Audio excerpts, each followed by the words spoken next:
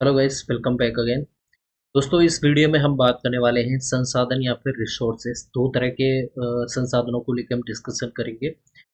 Basically सबसे पहले आपको संसाधन की परिभाषा समझ में आना जरूरी है। तो संसाधन, जैसा कि यहाँ पे आप देख सकते हो, प्रत्येक वस्तु जिसका उपयोग मनुष्य द्वारा अपनी आवश्यकता की पूर्ति हेतु किया जा सकता है, वह संसाधन कहलाता है। अब इनके अलग अलग मूल्य होते हैं। उसका आर्थिक मूल्य हो सकता है, जैसे धातु है, उसका कुछ न कुछ रुपए होंगे। एक कुछ होता है सांस्कृतिक मूल्य हो सकता है उसका।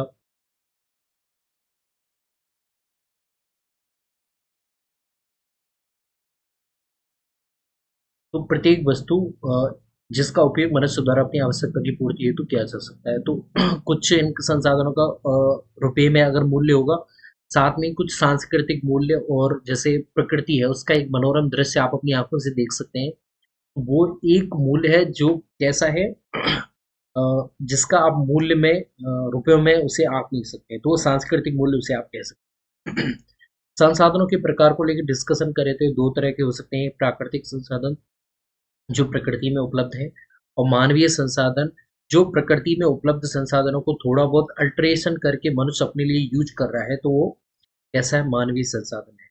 हालांकि कोई सा भी ऐसा संसाधन नहीं है जो प्रकृति में उपस्थित नहीं हो, लेकिन उसे थोड़ा बहुत अल्टरेशन करके, जैसे आप सोना पहनते हो, तो वो मानव निर्मित है, ठीक है। अब डायरेक्ट ऐसा तो है नहीं कि धातु आपने निकाले और उससे आप अपने साथ में लेके घूम रहे हैं, ठीक है। तो सोना आपको चेंज करने के लिए मनुष्य ने उसमें थोड़ा बहुत अल्ट्रेशन किया है, और कुछ उसमें और दूसरे मिनरल्स को डाला है, तब जाके आपके पास में एक मिश्र धातु या फिर सोना, जो और कैरेट के रूप में आपको मिलता है शुद्ध सोना, वो आपने पहना हो, तो मानव निर्मित संसाधन है। अगर मानवीय संसाधन की बात करें, जिसके अभाव में प्रकृति में उपस्थित अन्य संसाधनों का कोई महत्व नहीं रह जाता है। अगर मानवीय मनुष्य नहीं होगा तो प्रकृति में उपस्थित संसाधन का भी कोई महत्व नहीं है। वो ऐसे ही एज इट इज वहां पे पड़े रहेंगे, ठीक है। लेकिन कहीं ना कहीं संसाधनों का दोहन भी, ज्यादा उपयोग करना और उनका दोहन करना भी प्रकृति के लिए हानिकारक है, जो हम अलग से टॉपिक में पढ़ लेते हैं। तो सबसे पहले हम प्राकृतिक संसाधनों जो हमारे लिए इंपॉर्टेंट है उसको लेकर डिस्कशन करेंगे।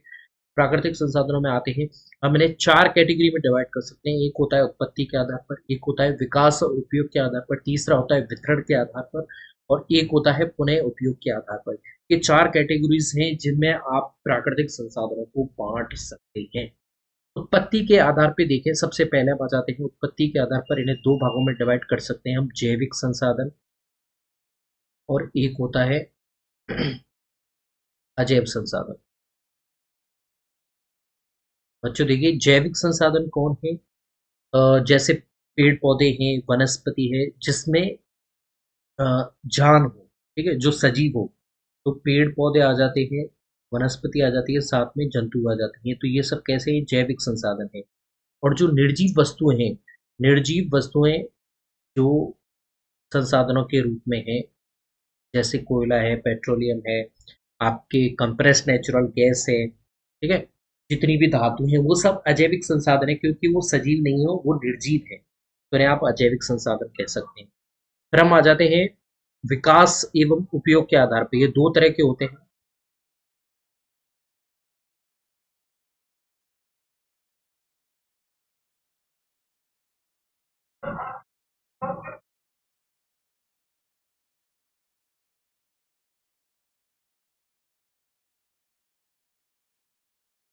तो वास्तविक संसाधन होते हैं एक विकास और उपयोग के आधार पर, दूसरे होते हैं संभाव्य संसाधन। दोनों में अंतर समझिएगा। देखिए, वास्तविक संसाधन जिनकी मात्रा ज्ञात होती है, ऐसे संसाधन जिनकी मात्रा आपको ज्ञात होती है, ज्ञात मात्रा जिनकी होती है संसाधनों की, उन्हें वास्तविक संसाधन कहते हैं। संभाव्य ऐसे संसाधन जिनकी संपूर्ण मात्रा आपको ज्ञात नहीं है। उदाहरण के लिए, जैसे यूरेनियम है। यूरेनियम भविष्य में ऊर्जा का बहुत अच्छा स्रोत रहेगा, ये संभावना है, ठीक है। और वास्तविक क्या है? वास्तविक ये है कि अभी कोयला और पेट्रोलियम जीवाश्म ईंधन के रूप में सबसे ज्यादा यूज किए जा रहे हैं। तो ये अभी क्या है आपके वास्तविक, ठीक है। तो इस तरह से वास्तविक जिसकी आपकी मात्रा पता है, संभाव्य संसाधन जो भविष्य में हो सकता है, इसको सब्स्टिट्यूट करके संभाव्य संसाधन अपनी जगह बना रहे हैं। वितरण के आधार पे, वितरण के आधार पे हम इन्हें दो भागों में डिवाइड कर सकते हैं। एक होता है स्थानिक संसाधन, और एक होता है सर्वव्यापक संसाधन। सर्वव्यापक संसाधन। जैसे स्थानिक संसाधन होते हैं किसी स्थान विशेष पे मिलते हैं। जैसे आपको पता होगा कोयला और पेट्रोलियम हर जगह नहीं मिलते। लेकिन देखिए जल, वायु, मिट्टी, मृदा, ये सब गैसें, ये सब कैसी होती हैं? सर्वव्यापी संसाधन है। हर जगह आपको ये देखने को मिलेंगी क्योंकि जीवन के लिए बहुत ही महत्वपूर्ण तत्व हैं, इनके बिना जीवन संभव नहीं है। जबकि स्थानिक हैं, जैसे आप बोलते हो कि कोयला है हमारे राजस्थान में बात करें या फिर पेट्रोलियम है, वो पश्चिमी रेगिस्तान की तरफ ज़्यादा देखने को मिलता है। पूर्वी राजस्थान में आपको नहीं देखने को मिलेगा। भारत में ऐसे स्थानों पे जहाँ पे आपके पेट्रोलियम वाला जो पोर्शन है बहुत कम सीमित जगहों पे ये देखने को मिलेगा। तो ये स्थान विशेष की विशेषता हो जाती है। ठीक है, ओके। तो ये स्थानिक संसाधन है। कहीं पे तांबा मिल रहा है, कहीं पे आपको कुछ भी नमक संसाधन कहीं पे आपने खोजा हुआ है जहाँ पे आप नमक बना रहे हैं। जैसे सामर लेक है, वहां से आप नमक निकालते हैं, तो वो कोई स्थान विशेष पे आप हर जगह नमक नहीं निकाल सकते। पुनः उपयोग के आधार पे ये भी बहुत इंपॉर्टेंट है। पुनः उपयोग के आधार पर भी दो प्रकार के होते हैं। एक होते हैं नवीनीकरणीय और एक होते हैं अनवीनीकरणीय। नवीनीकरणीय जिसे हम रिन्यूएबल एनर्जी सोर्स बोलते हैं, जिन्हें आप जो शीघ्रता से कैसे हो जाते हैं, दोबारा अपने को क्या कर सकते हैं, क्षति को रोक सकते हैं। जैसे बात करें वायु है, जल जल की जैसे मान लीजिए बात करें, तो जल क्या होता है? नवीनीकरण ऊर्जा स्रोत है। यानी कि इसका आप बहुत ज्यादा यूज करोगे तो ये क्या हो जाएगा, कम हो जाएगा या फिर ऐसा नहीं है बिल्कुल विलुप्त ही होगा। लेकिन जैसे ही आप कुछ सालों तक इसका क्या करोगे, संरक्षण करें, तो आपकी जल की जो भूमिगत जल की मात्रा है वो बढ़ती चली जाती है। जबकि अनवीनीकरणीय ऐसे कुछ संसाधन होते हैं जो एक बार ज्यादा उपयोग कर लोगे तो ये बिल्कुल नष्ट हो सकते हैं। जैसे कोयला है, जीवाश्म ईंधन, जितने भी जीवाश्म ईंधन है वो अनवीनीकरणीय है। जैसे जल, सौर ऊर्जा है।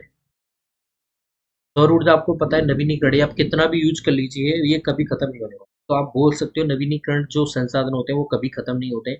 अनवीनीकरणित संसाधन ये सीमित मात्रा में होते हैं और भविष्य में ये ज्यादा दोहन करोगे तो ये खत्म हो जाएगा।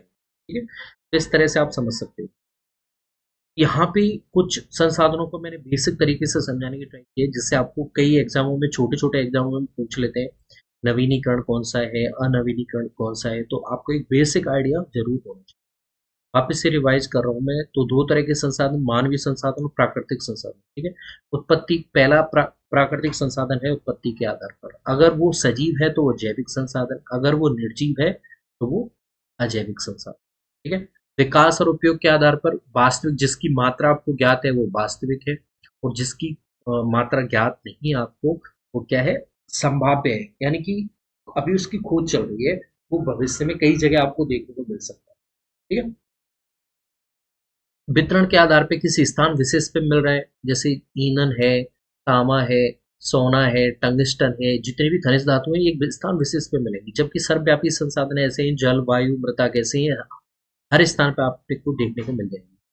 पुनः उपयोग के आधार पे नवीनीकरणीय होते हैं, जिन्हें आप असीमित मात्रा में होते हैं, जिन्हें आप यूज कर लो लेकिन ये खत्म नहीं होंगे। अनवीनीकरणीय होते हैं जो ज्यादा यूज कर लोगे तो ये बिल्कुल कैसे हो जाएंगे, ये सीमित मात्रा में नष्ट होने की संभावना रहती है। तो आगे जो देखिए डेवलपमेंट हो रहा है, जैसे जैसे डेवलपमेंट बढ़ रहा है, तो हमें एक टर्म जरूर ध्यान रखनी चाहिए, सतत विकास। सतत विकास होता है यानी कि आप विकास कर तो रहे हैं लेकिन संसाधनों को दोहित नहीं कर रहे हैं, संसाधनों को बिना नुकसान पहुंचे